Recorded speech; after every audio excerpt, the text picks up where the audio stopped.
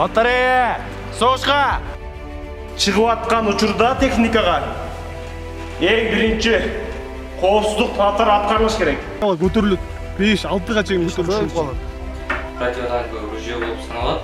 Разведчиктер именно келип туруп, обязательно с собой жүрөт. Кыргыз Республикасынын Коргоо министрлигине караштуу Түштүк Батыш оперативдүү командачылыгынын курамындагы аскер бөлүктөрдө адистерди окутуу жана даярдоо иш-чаралары жүрүп жатат.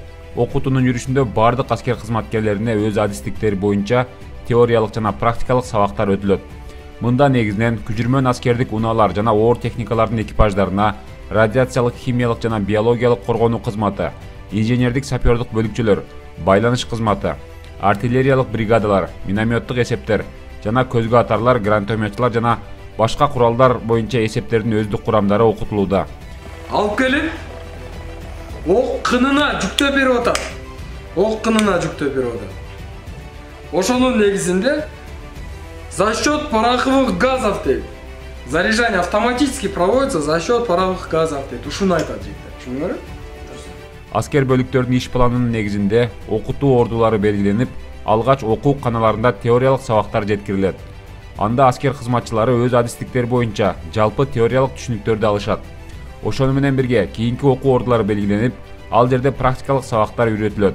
Ок атуучу аскердик техникалардын жана куралдардын эсептери тала окутуу практикалык сабактарын өтөп, ок атуу көнүгүүлөрүн аткарышат. Теориялык жана практикалык сабактардын жыйынтыгында ар бир аскер кызматкерлерине жана жоокерлерге окуу жетекчилери тарабынан берилген суроолордун негизинде баалар коюлат. Бул 4 бөлүккө бөлүнөт. Биринчиси силовое отделение, экинчиси управление отделение, үчүнчү боевое отделение, төртүнчү десантный отделение болуп 4кө бөлүнөт. Аскер кызматчыларынын алган билимдери аскердик машыгууларда жана күтүүсүз кырдаалдарда өз жемишин берери талашсыз. Аталган окутуу иш-чарасы 2022 жылдын 6 декабрында башталып, 23 декабрына чейин уланат.